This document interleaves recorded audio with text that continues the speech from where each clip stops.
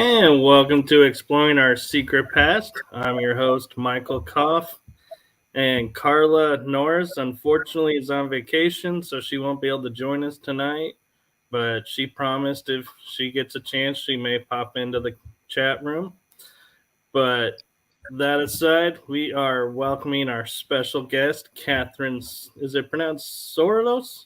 Sorilos. Sorilos? Sorilos, yeah. It's Greek with a bit of Italian in it. It's all Greek. It's all Greek to me, yeah, exactly. Yeah, so hi. Thank you for Welcome having to me on our your show. Thank you. Now, would you like to give our audience a little introduction as to who you are?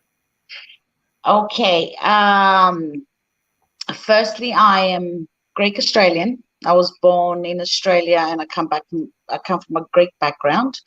As everybody from a very young age, I was really interested in the paranormal, and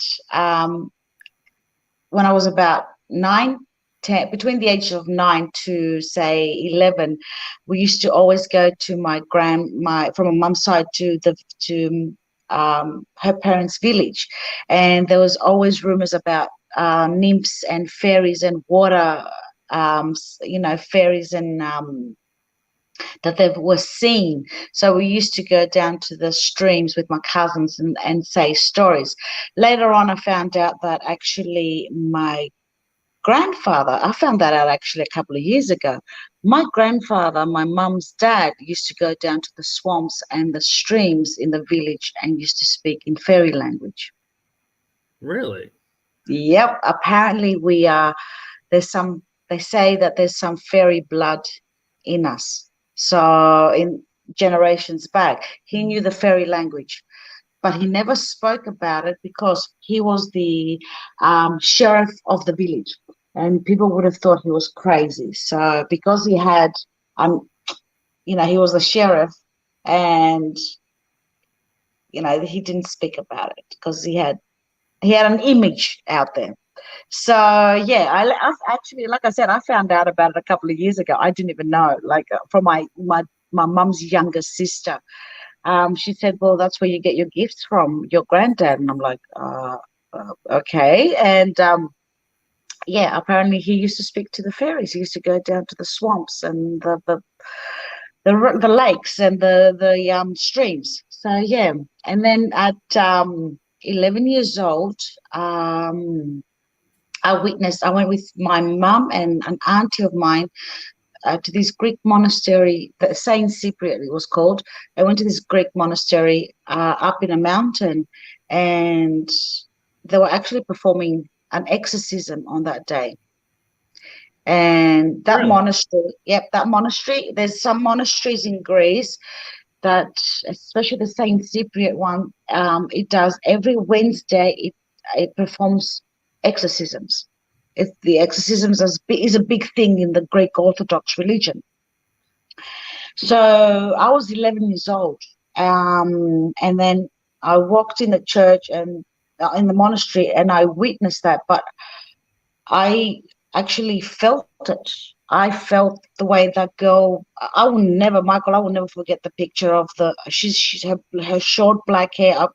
I'm talking about, I'm 50 and this is when I was 11, and I still got the way her clothes, what she was wearing, her black jeans, her grey top, her short black hair, her boots, those army boots, and her way her body just disformed when they were doing the exorcism, and the words that were coming out of her mouth. And I actually felt the fire that she was feeling. She was saying, I'm burning, and I could actually feel it so much that I couldn't breathe. And that was a bit too much for an 11-year-old to witness. I can imagine. I was like, when I read that, I was like, wait, what? Yeah, and I walked out I actually lost a bit of conscience, and then I realized later on when I started reading, and that's an empath. That's what an empath is. That's what a sensitive is. And then with that auntie, that particular auntie. She's still alive. She's in her 80s, 88. God bless her. She looks like she's 60. She loved all those paranormal stuff. So she took me to do. We were introduced by a man that said that that I'm very gifted. Uh, I'm in a big position. That I am gifted and that I need to explore my gifts. So I did psychodynamics at the age of 11. And where we learned in there how to do remote viewing, mind over matter, psychometry, psychokinesis and telekinesis is exactly the same thing. We would, how you guys do the Esther method. Estes method, yes. Yep, and the Gonzville method, right? We would sit there. We will sit there like I'm sitting with you, and we will put. They will put like a thing like a shield in front of us so we can't see each other. And this was done. I know in the olden days, like you have the Zena, like now we have the Zena cards, and the Zena cards have been around, but they made us do it with normal playing cards. So the other person will pick a card from the deck, and the other person will have to guess what color it is and what suit it is and what number it is without looking at that person and without looking at the card. And I can tell you, I've done that, and that is really hard to get perfect. It is. I think I was like maybe 45%. It is. Being a little generous there. Yeah, no, it is. There was maybe once or twice in my lifetime that I actually got through all the deck going, and I was getting the right numbers, the right color, what was coming next, just like that. It was automatically. That must have happened once in my life, once or twice. That's it. And I was 18. 18.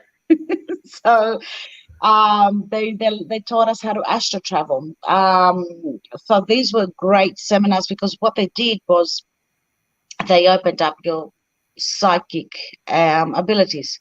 So, like I say, we are born with our psychic abilities and our spiritual abilities. We all have abilities. We all have gifts.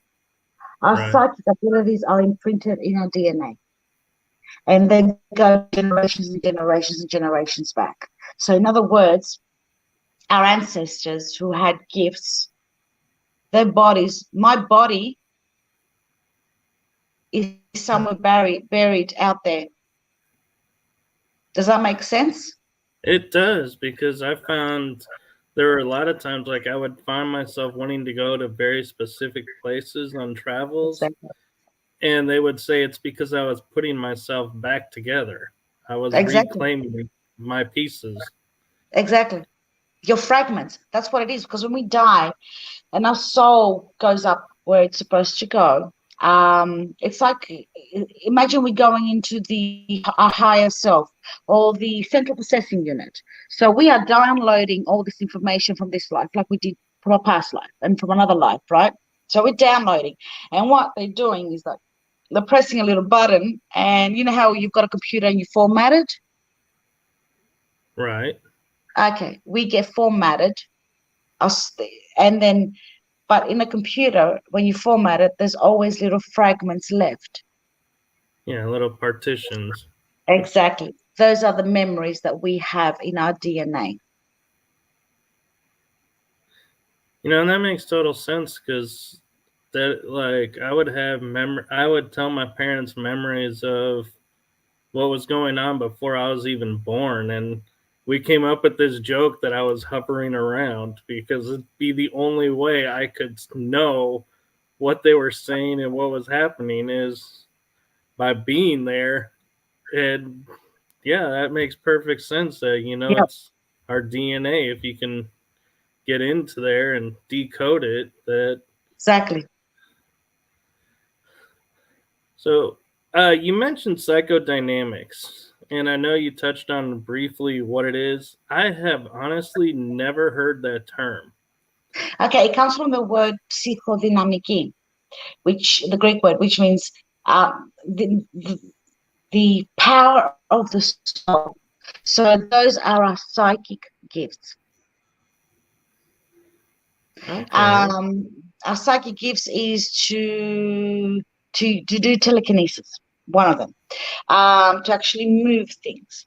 There is rare cases of poltergeist phenomena, but most of those phenomena is actually the human being able to move an object. Right. So what I'm saying with the psychodynamics is that they taught us how to develop our psychic abilities, which is imprinted in our DNA, like pyrokinesis. You know, people can actually um, can move fire or can have. You've seen these Japanese people in Japan or Thailand or um, China that can actually you can see fire coming out of their body like steam, or people that you've heard that they combust and then light themselves up in fire. So Right. that ability, because it's an ability, it's in our DNA. That seems like an ability we could probably do without. Yes, true. A lot of our abilities are asleep for certain reasons. Yeah, I notice I don't sleep like normal people. Like I can get 4, 6, 8 hours, and if I get 8, I feel like I've slept too long. And so it's like I find myself wanting less and less sleep. Yeah, and probably that's all you need. That's probably all you need. So that's with the and the later not the later actually the older we get, the less sleep we need. Okay. Yeah, it's like our So, batteries are being recharged. So yeah, so as I was saying, with our spiritual gifts and our psychic gifts, we are born with them. Like you were telling me about your story when you were 2 years old.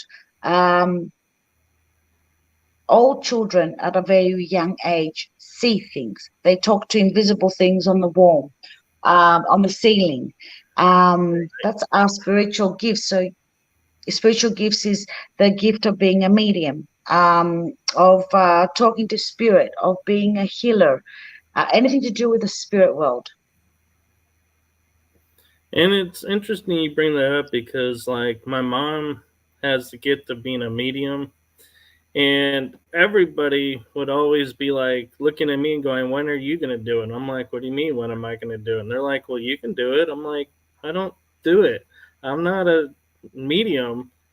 But then somebody was like, "Well, when you turn 18, you're going to be able to channel." And I was like, "Yeah, okay."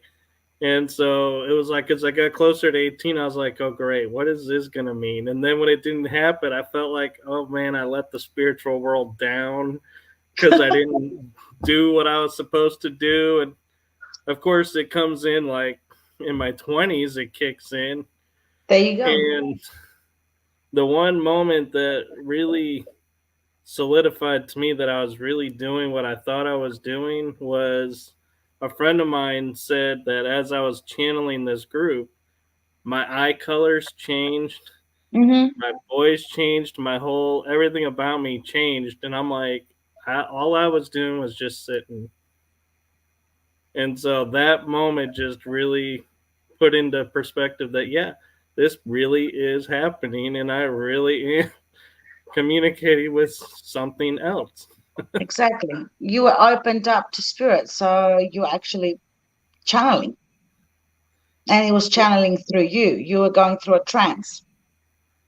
And it kind of, I always, when I'm on investigations though, will keep an eye on that and be like, I'm not channeling during an investigation because I'm like, I don't want to cross the line and people think I'm possessed and haven't experiencing possession because that's something different, but it It looks the is. same.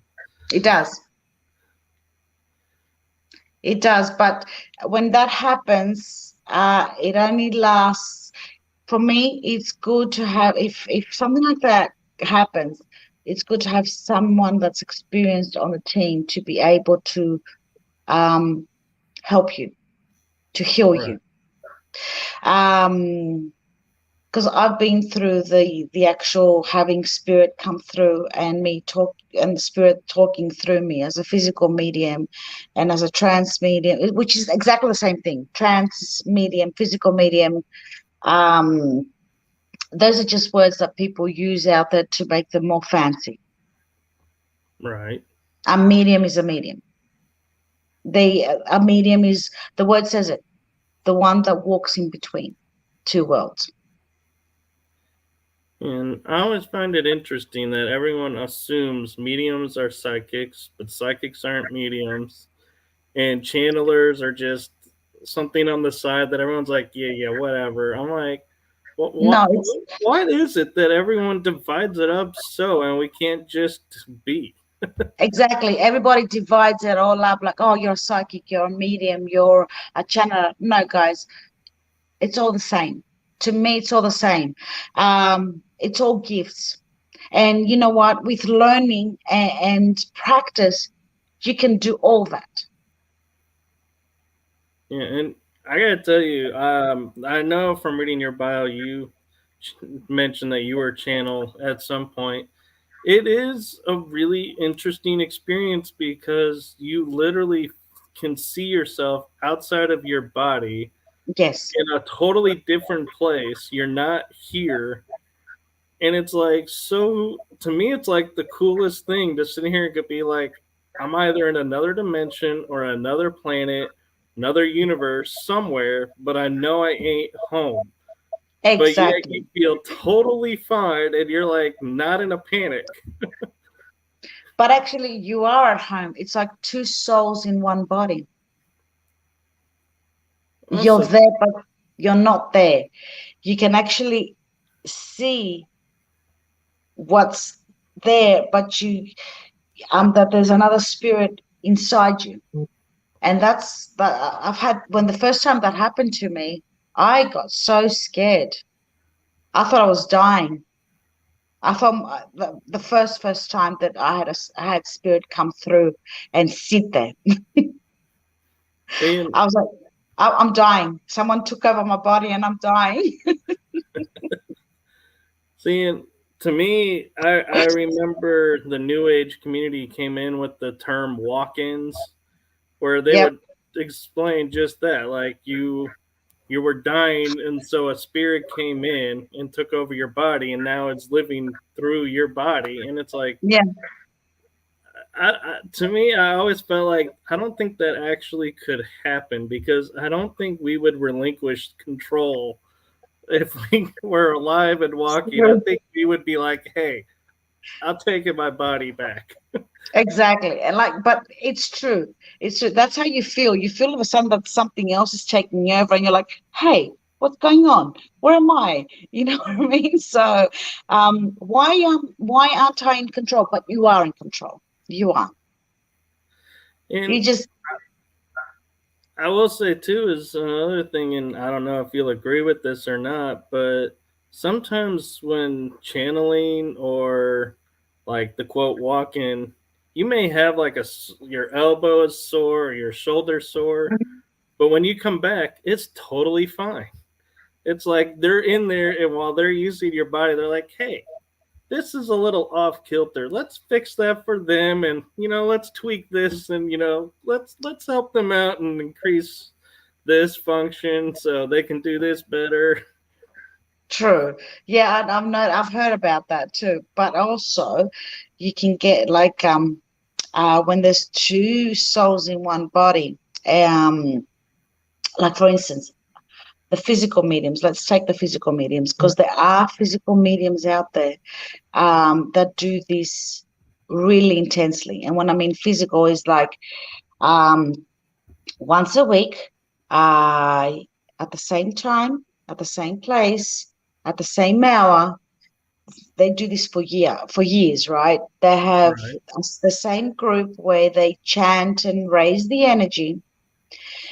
and they open up and let spirit come through, the same spirits, and come through, and through the body, not just one spirit but a couple, and actually take over. Now, when you do that once a week or once a month, on all the time, that does have an effect on your body. Because everything, if you let spirit take over your body for too long, it will liquefy things in there. And it does make it hard to come your back. Organs. Yep. So there is physical mediums out there, but they're very, very rare. Okay. And when I'm talking Josh, about physical, I'm talking about physical. That's what I'm saying, physical medium. There is terms of physical medium where, those are the physical medium, whether there's the trance and channeling, and physical medium, which happens only for, once in a while, once in a blue moon, when you're channeling and you got spirit coming through you. But the actual physical mediums, like they used to do in the 1800s, when they used to do seances, and there was a ectoplasma coming through, they were actual physical mediums, and they would put their body to harm. right. And you can't sort of like be a physical medium and all of a sudden, yeah, I'm fine, I'm getting up and I'm doing, I'm walking normally. No, they would actually, the body will be in pain for days. Not only that, but I also was reading like they would age faster than normal. Yes. And die at a very young age, in their 50s. Sometimes they won't even reach 60. Yeah. So Joshua was asking, because he's about to leave, what to do when challenged as a medium? Hang on, what does it mean by that? Like, as in challenged, as in like people challenging him as a medium, or being challenged by spirit? Well, I'd say, to be on the safe side, let's do both. Okay, if you're challenged by spirit, to me is the actual spirit pushing you even more. If you're challenged by spirit, to see if you are genuinely being able to pass on their message. You always have to stick by your guns when it comes to even humans and spirit. You always stick by your guns, and you always use your intuition. You're always firm in your beliefs. Don't forget your spirit as well, your energy, if that makes sense. It does, actually. And so he's saying with people. With people, you'll always be challenged with people. And those are the ones that are the disbelievers, are the skeptics and the disbelievers are the ones that are the most afraid.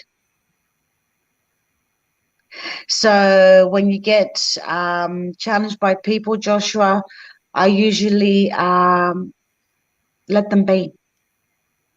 I won't say ignore them, and I won't say that I will try and, I used to, when I was younger, try to bring them facts about mediumship, about psychic abilities. I've gotten to the point now where I'm 50 and it's like, that's how it is. That's how I know it.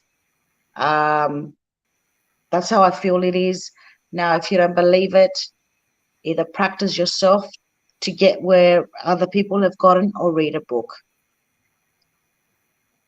And the only thing I would add, Josh, I'd say the only thing I would add, Joshua, is don't take it on personally. Exactly. Remember, this is their stuff, and so don't take it personal. Exactly. Don't take it. It's like, they're the skeptics. They're the ones that are scared. They're the ones that don't want to believe. They're the ones who probably had an experience and want to hide it. So, talking about experiences, what paranormal experience did you have that stuck with you for the longest time? The longest time?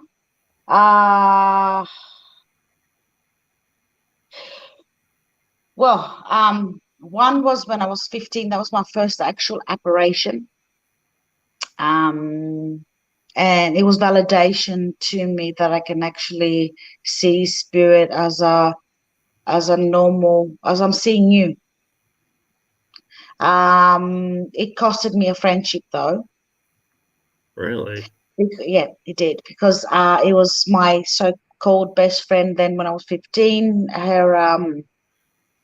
Her father had committed suicide. He hung himself in the garage. So we were in the same neighborhood, just a couple of houses down. Actually, it was my mother that was called, and my dad from her mother to come and help and cut the cord off, the noose. My mother actually saw him how he died. So they never spoke about it because we were only 15. And Carrie, that was her name, she never mentioned that her dad committed suicide. So after the 40 days, that's how much a soul needs to transit to the other side. Carrie goes, "Can you come over and sleep over to my house, etc.?" I said, "Yeah, well, I can come over." So we had a movie, popcorn. We sat down. So as we were lying in bed in the same room, her in her bed, me and her in. She had two beds in there. So I felt something pull the covers. You know, the usual thing that happens to everybody, the pulling of the covers. So I just went, okay. And I looked at Carrie. Carrie was asleep. So I pulled them back up. And it's getting pulled back down. And I'm like, oh, shit. So I grabbed the covers and I've gone over the head like that.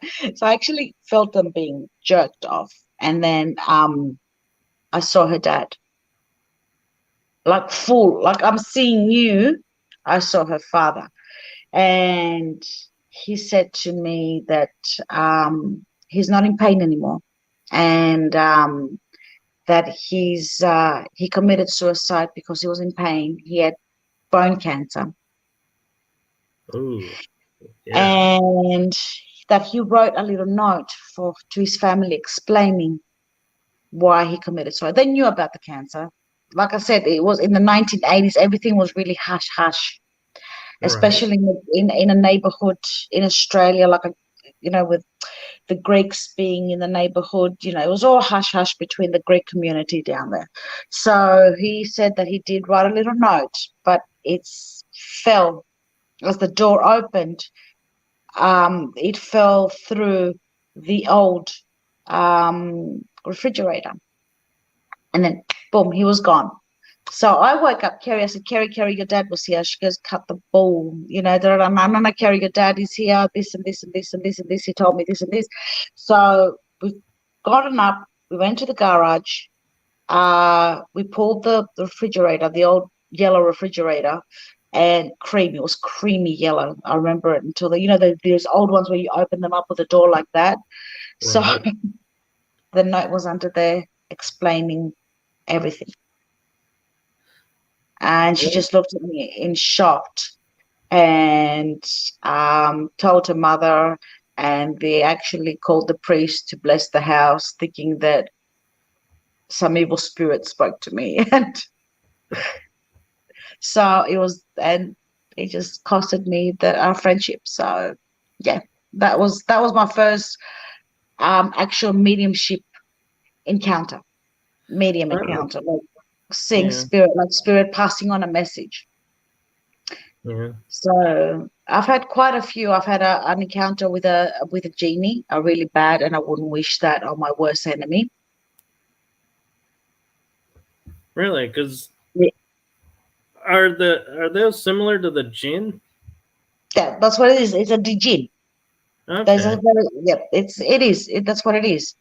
In the Quran they're called jinns or genies, which is in the in the Christian they are the so-called demons Right. that King Solomon put in a bottle. We all know about King Solomon and having the 72 demons and um, getting them to do his bidding. And then he used to put them in vessels. Same story. I All wonder if that's stories why have got the this. Egyptians do that too. All stories have got the same basis. All of them. Same gods, same demons, same deities, same bases of religion. They're all exactly the same.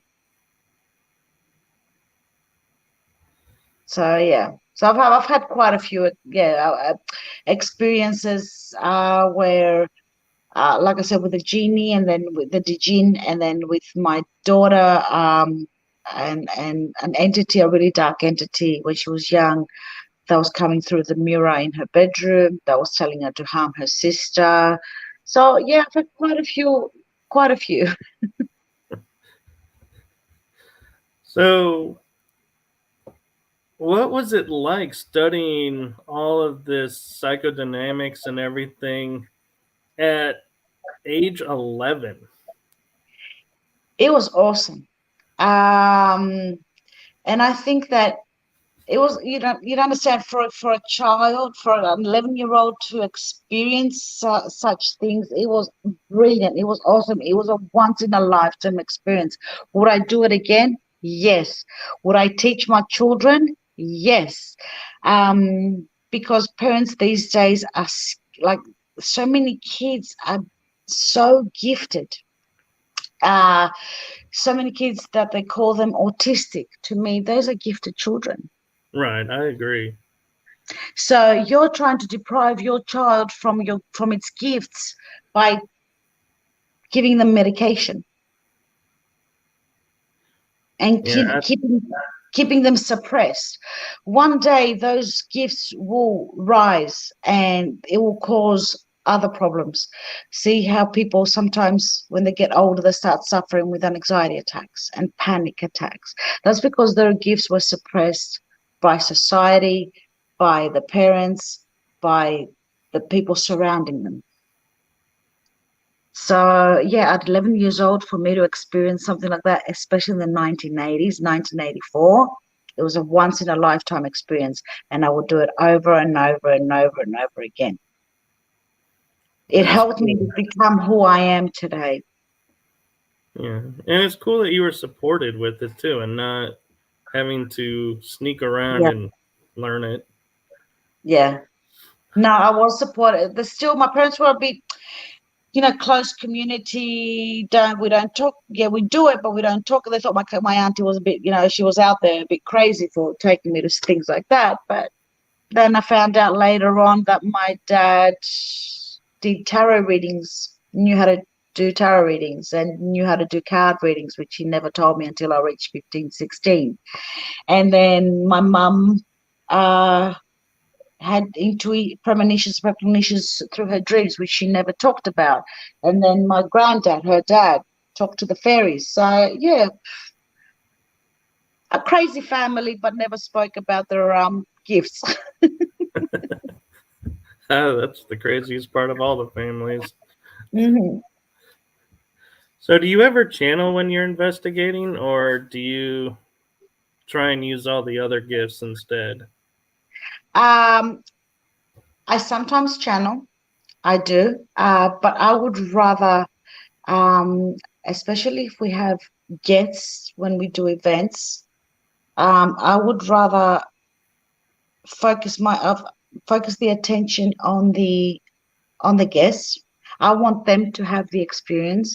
So I've gotten to the point where I'm able to channel the spirit through a guest. Really? Yeah. So it is awesome. There's been caught on camera where it was an event that we did with in the YMCA in Iowa. Sorry, in Illinois, with Riverside Iowa Paranormal team.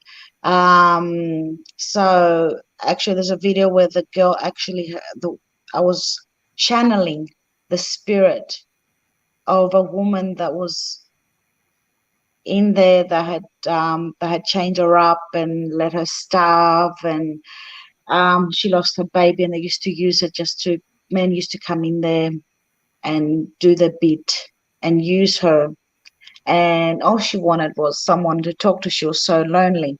So I actually we did what's it called? Not reconstruction, where you a replay of having one of the guests tied up. Oh, okay. And I sat down and I was actually talking to the guest, but not talking to the guest. I was talking to the actual spirit and bringing her through the guest, and she was answering back to me. I was having the conversation with the spirit through the guest, and to the point where the guest at one point you could see that her whole face metamorphosized to that person that was chained in the olden days against the wall. Now, I'll be honest, the only time I've ever seen the metamorphosis is with the red light pointing up at the face. Yeah. So to It, see it it, without the red light would be really it cool. was actually caught. It was actually caught on camera, and it was like, wow. What? See, I was at that moment when I was channeling. I was in a trance too, so had my eyes closed, and like I would look up at her, but I was there, but I wasn't there. So I was channeling the energy. She was talking right back to me. So it was my spirit with that spirit, and somewhere in the background there was that girl's spirit as well. So it was awesome. It was immaculate. Like it was great because I was able to bring forward that spirit through a solid human, a solid body. So just to put people's in the audience minds at ease, I'm sure there was agreements and permissions given for all this, Oh and you yes. just No, didn't no, no. take We don't. We over. don't. Yeah, no, no, no. We don't do anything. Sorry. Yep, that's true. We don't do anything without the person's permission. We don't just grab the person and tie them up against the wall and say, "Stay there." No. We No, get actually, ready. I was actually picturing that you're like going, okay, this person looks like they're open. They don't know it yet. Let me help them with this experience and put the spirit in it. It's like, wait, did the person know this was going to happen? Yeah, I did. I explained everything that I was doing, and because I am a Reiki, I'm a healer as well. I'm a Reiki master and a healer. As soon as I started seeing that she started getting a bit exhausted, I stopped it. And then we took her down and we did healing on her. So I don't put the person at risk when I see that they can't handle it, or they look like I can feel that they're getting exhausted. I will stop it. Their safety comes first. Right. So yeah, everybody's safety comes first. I don't care if I'm putting my body to harm or myself to harm. But when it comes to other people, they come first. The safety comes first. That's a good thing because, and I found it interesting with you being Australian Greek. You also mentioned Scotland. So how did you end up with Scotland? Okay.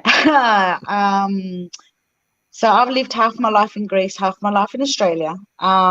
So in 2018, because I moved back to Greece in 2005. So in 2018, my husband said, let's go to Scotland, and because Greece was going through its own recession, so we thought it would be better to grab the family and go to Scotland. Now, Scotland and England being an Anglo-Saxon country like Australia, it was very similar to the Australian ways and the way that the schooling, the work, the system, exactly the same as Right. Australia. The only difference is the weather. The weather is really in Scotland very dark, and we ended up being in Scotland for close to 4 years. And So then Brexit happened, and then my husband's mum was dying from cancer, so she didn't have any other children. My husband was her only child, so I wanted him to have and wanted her to have closure. that's a great Um, gift. So, because I didn't have it with my dad when my dad passed away, because both my parents have passed away. When my dad passed away, I was pregnant to my daughter, my first daughter. So I was 7.5 months pregnant, and they would not let me fly from Greece to Australia. So I promised that if anything like that ever happened to somebody in my family, that I would give them that closure. So I dropped everything in Scotland, and I told my husband, I said, let's go back to Greece so you can have closure with your mum and she can have closure with her son, because she doesn't have any other children. So, and she passed away, and in December 2021, 2021, not 221, 2020, last year in December. And then March, I came to America, and I've been here for a few months. All right. So I'm kind of curious with being in Scotland, or as I like to say, Scotland. Scotland. Did you find that all the paranormal and stuff in Scotland was playing havoc with your gifts? Let me tell you something about Scotland. Scotland is a very dead, when I mean dead, there's death everywhere. You walk and you feel death. You can smell death. And actually, that's another one of those things that you asked me of my experience. I've actually smelled and heard death 3 times. So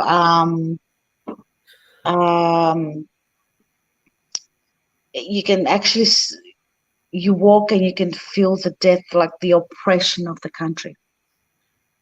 Yeah, because I So know it's it pulls you in. It's a very dark country. Yeah, because I know like Edinburgh, there's catacombs underneath the city, and so it's like, yeah, I was like, with you talking about how open and connected you are, I was like, man, you had to be going nonstop in that country. Let me tell you something. There's places in the world that can be so, their energy can be so solid, or so, how can I explain it? So dark and thick that will draw you in. One of those places was Scotland. Another place like that I've experienced is 2 places in Greece where it was so thick, the place that you feel like you're actually walking through water. Was that Marathon? No, that was actually Delphi. With the Oracle, Yeah. and the other one is Samothraki, which is up north of Greece, really up north. It's a small island up north where all the Kavirian mysteries and the Lefsinian mysteries began. It is very, very dark, that place too. It's where the mountain where they all get together. I can't remember what the mountain is called. It's like a bold. They call it Bold Mountain, I think. And there's a statue of the god Zeus there, and they get together under in August, under the big full moon of August, and they do some rituals on that mountain. So when I went into that island for a holiday, too dark for me. It would suck me dry. Yeah, I can imagine, especially with what they did to those oracles, man. That was just horrible. It is. It is. So your friends at the Skeleton Key Network says it is awesome, and they also said the Native American spirits in Alabama love you. That's true. That is so true. The first or second night, I think it was, when I got here in Alabama, with Terry at Terry's house. I felt this. I was outside and about 12-ish, 1 o'clock, between that time. And I could hear the frogs, I could hear the crickets, I could hear the what's it called, the cicadas go, the nightlife going Right. off, The and crickets then and cicadas. everything, right? And then all of a sudden I started hearing this humming, but like a humming, um, like a Native American humming, like a drumming, and then it will go silent. And I thought maybe it's something in the woods, maybe it's something like that, and then it will start again. And it wasn't the frogs, it wasn't the cicadas, it wasn't the crickets, it wasn't that. I could hear them in the background, but that was chanting. And then I sort of, there was all darkness because where Terry is, it's all forest. Yeah, it's funny when you mentioned that. It's like my mind sometimes, like you saying, you'll get things, and my mind goes the land. When you said the humming, I was like, it's the land. It's like exactly. So I ran back in going, no, I don't know, but this is weird. So I've locked the door. Don't think we don't get scared, Steelers. We still get scared at times. So I've come to the back side right here, and I've opened up the window a little bit, and I can still hear the humming. And I'm like, okay, I think it's time to go to bed. So yeah, I heard that too. That was awesome. That just gave chills right inside my every cell in my body. It was unbelievable. And uh, uh, and actually at battlefields, I felt arrows and hitting me, and I've had bruises from arrows at battlefields between the Native Americans and the American soldiers. So yeah, it is. You guys have got a lot of activity here, a lot. We do, and unfortunately, our society just doesn't embrace it as much as Europe and those countries over there. Yeah. But I'm sure you would like to talk about the fact that you're a founder of Oracle Whispers. Now, what Hmm. exactly is Oracle Whispers, and what's your goal for it in the future? Okay, Oracle Whispers, I've had that for a long time, and Oracle Whispers is based on the oracles of Greece, and that to me is what a trance medium is. It's an oracle whisper, Okay. because the oracle used to go into a trance state by either smoking different herbs or sitting on the tripod and being given different things to drink, um, and saying giving the oracle out to the people, but apparently it used to be in riddles or backwards. Uh, and when that's the kind of trance, but that's the trance that they used to put them in through giving them herbs, giving them smoking things and things like that. But like I said, you don't have to force that. It comes naturally with people. So that's where my Oracle Whispers is based upon, like being an oracle and giving the message to the people going through a trance without going through all that, because it's a natural gift. So it's got to do, um, to me, Oracle Whispers is where my roots are, like being Greek and believing so much in the ancient Greek mythology. Um, it's got to do with giving messages of to the people out there through mediumship, through psychic readings, through healing, and being able to teach psychic abilities and spiritual abilities. That is what I'm basing my Oracle Whispers and my new podcast as well that I'm starting through Skeleton Key, which was Terry's idea. Like, do it, do it, do it. You've got so much to give to people. You can teach people what you've been taught from a very young age. because Right. people are not teaching. They're Right. and they're not teaching the they say things, and then it's just like, how can I say, it's more about money. If you want to be taught, you got to pay this, you got to pay that. How about actually teaching those people to open up and acknowledge and accepting those gifts? How about teaching your children to open up and acknowledge their gifts and accepting their gifts? So that's what Oracle Whispers is all about to me. Which is And cool that's what, because it actually leads me to my next question, which is, what's your favorite way to help newbies, as what we call them, new people in the paranormal field, and also young people? Because in your bio you mentioned you like to teach young people, and so that's got to be a wild trip. well, through my podcasts, I will be able to help the newbies and the children, and well, actually, the parents, and to be able, if they want to be able to help the children with their gifts, because um there's a lot of parents out there that are still scared, and especially in the 21st century that we're in, those are gifts that everybody has.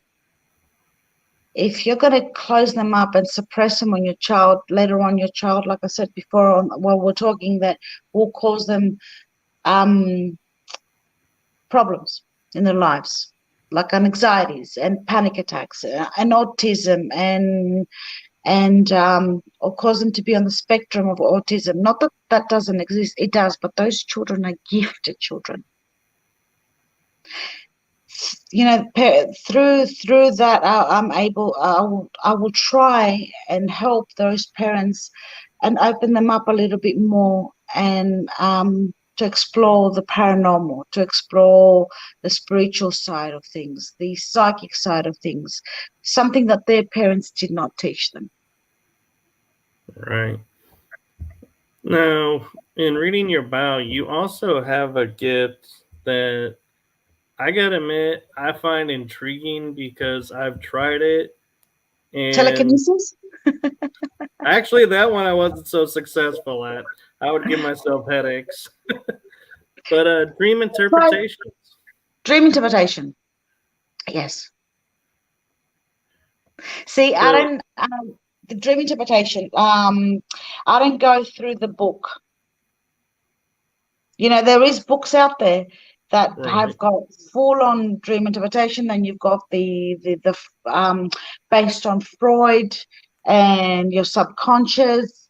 But usually, to me, like, I'll give an example. If you see the color red in your dream, or blood, to me, that when I interpret it, it is something fast. Something's coming, and it's very, very fast. And as the blood flows, that's how, that's what it means.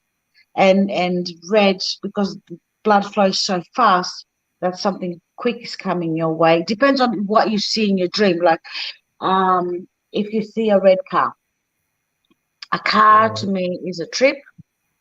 It's, if you see, it depends on what kind of road you're on. If it's a broken road, if it's a big road, if it's a small road, if it's a big road, that means whatever's happening, there's going to be changes in your life, fast changes in your life, because the car's fast. And if the car's red, depends if it's blue, if it's yellow. I'm giving you small examples right now. Now, if the roads are narrow, is that you're going to be going through a lot of mishaps. So that's the dream. Like, I gave you a small example. Or if you see your teeth in your dream, the front teeth falling or breaking or bleeding, that usually means, if it hurts, it usually means the loss of a loved one, that's very close to you, like a parent. That's interesting because I'm one of those, I believe in past lives. And when I open the door, as they say, the proverbial door to where all the past lives are stored, it was like weeks almost a month where everything was red, and I took it to mean like I had so many lives as a warrior, and I was just seeing all the blood that was shed on both sides, and I never equated that it just meant, okay, I'm going to be processing this quick. And at the end of it, you were processing it as quick. Yeah, There it's you like go. it just seemed like I would just access it and be like, okay, yeah. And that's what it meant by seeing it all red. Um, Not that if you see a dream or anything like that, sometimes depends on what you see, it could mean a past life thing too. But in your situation, it was like everything was being processed really fast. Well, that's good because man, I was sitting there, I was like getting afraid to sleep because I was like, I don't want to see any more blood. So yeah, no, it's good. You learn with a dream interpretation. It's like a premonition and a precognition, right? So through your dreams, you're getting premonitions and precognitions. Sometimes our dreams are what I just described before, and what you're describing is a premonition. Sometimes when you're seeing something in your dream and it's actually happening, that's a precognition. Okay. Okay, that's what it is. A precognition is when you're actually seeing things that are going to happen. Like you're walking out the door, you're going to that house. You're knocking on that door. That man wearing this is coming out of that house. If you see that in your dream, that's a precognition. You're precognizing what's going to happen in 1 day, 2 days. When it actually happens, a premonition is something is going to happen, but you don't know exactly what's going to happen, and you're having a premonition through your dream, so you're interpreting your dream. But that's not Okay. just with dreams; that's with visions as well. Which brings me to an interesting question I was just thinking about with all that you've been explaining. I went with my parents to see the Vicksburg battlefield, and it also happened in Yorktown, but it was more prevalent in Vicksburg. That I was sitting in the car doing the driving tour, and I could point to where cannons were, even though they weren't there on site, where troops were, and I could smell, like you were saying, the gun smoke and the Mm-hmm. blood and everything in the air. And to me, it was like I was watching the way I described it was I was watching a movie. And I would tell people it's because I had a past life there because it was the only way in my mind I could access what felt like a memory. So So it could be both. It could be because you did say that you've got mediumship gifts as well. So it could have been a past life regression that you did at that point, going back and being one of the soldiers there, or you actually was walking in between the timeline, your timeline and their timeline, and you were witnessing everything in a trance state. that's kind of cool. I like the thought of being an in betweener. No, it's good. It's fun. Yes and no. Sometimes depends. Yeah, but So it's good. another thing I'm kind of curious on is you mentioned having like what we would call the witchy pagan side Yep. that you studied. So do you think that influences and has an impact on you when you're investigating locations? I think everything plays a role because it is that way I am connected to the earth. So if every gift plays a role for me, and that's what when you were asking me before what I want to teach through my Oracle Whispers podcast to the newbies, that's what I want to teach. I want to teach that every gift plays a role. So being in touch with your witchy side or your pagan side, if there is something going on with the land, you're able to connect with it, not just as a medium or a psychic, but as a herbal person or herbal woman or a medicine woman or a witchy pagan, you can come in touch with whatever land you come across, even if it's Native American, or if it's you're in Greek land or in Australian or in Japan. So it's good to, like in my bio where I say eclectic, which is I choose what I want to work with. That's cool. Yeah. So So you learn to work with all magic. You learn to work with all land, different lands, different cultures, different traditions. see, what's interesting is I had a past life where it was like everybody was telling me that like I was a student of Merlin.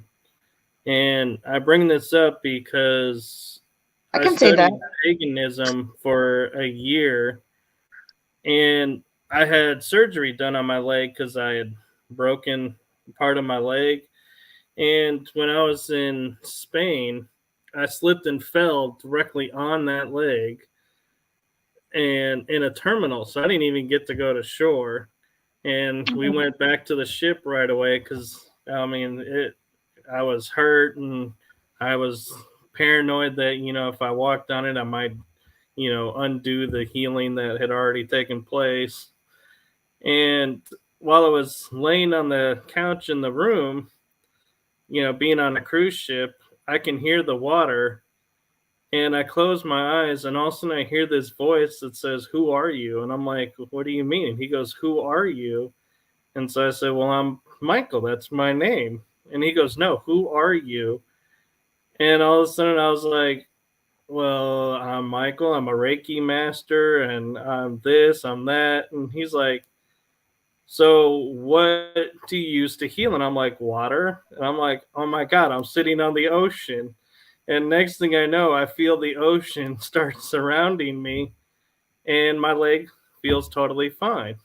Mm-hmm. But There you it's go. like, I can't help but wonder now is, did I have that experience because of the channeling or because I was open to like what we were saying, the witchy side? Both, Or both, because all of those, Michael, are connected. To me, if you ask me, all the gifts are not separate. They're all connected. Since we're born with them, and since, like I said before, our psychic gifts are imprinted in our DNA from generations and generations back, and ancestors, and our spiritual gifts are always with us, always from the day that we're born. They're all connected, they're all come together. So your healing and your channeling is your spiritual gifts coming together. Does that make sense? it does. I'm sorry, I'm laughing because in the comments, your crew at Skeleton Key Network said, "Oh, come on, out of the witchy closet, Michael." That's true. Yeah, I will be the first to say I don't honestly talk about my gifts a lot because I'm used to the stereotyping that comes out of it and all of that, like Joshua was mentioning. So I kind of like pick and choose when I share that. People should not be scared to share their gifts. They should not be scared and feel intimidated of who they are. That's who we are. And whoever can accept us, good. Whoever can't, they can go their way. I'm sorry. I've Right. learned that at 50, now at 50 years old, that I don't have to answer to anybody. I Yeah, am at who. 44, I'm the same way now. As I'm like, I'm starting to get more of sharing everything and being like more open about it than hiding it and being like, nope, let's keep the peace so everybody's happy. It's like, no, now it's like I shared and it lands where it lands.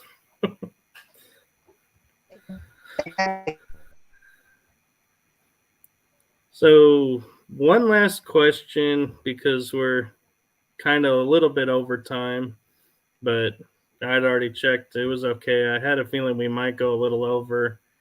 You mentioned being able to see things around. And so I was just curious what you see around me. Around people. Remember how you were telling me about what happened to you?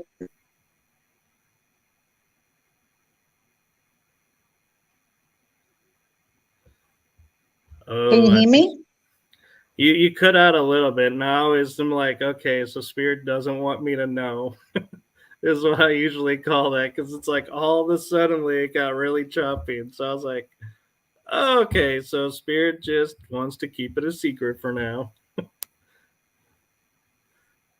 So yeah, like there's a Greek saying with faith and coming which is that we don't say what is enough.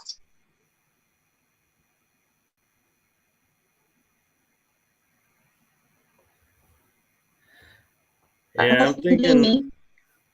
you're cutting out a little bit, and I'm thinking spirit saying, hey, let's end the show on a high note. Let's just leave the mystery of what's around everybody. Okay. But no, but in all honesty, thank you for taking the time and being on the show. It was so much fun talking with you and learning so much. It was a pleasure being on the show as well. Thank you very much. And my only hope is maybe one day in the future we can have you back on and talk some more. I would love to come back whenever you want, guys. All right. Well, this has been a really cool and fun adventure on exploring our secret past. We're going to call it a night. And stay tuned next week when I bring on two surprise guests that even Carla's not aware of and hear their story. So stay tuned for that and have a blessed night, everyone, and enjoy your days. Thank you. Bye bye. Thank you. Bye bye.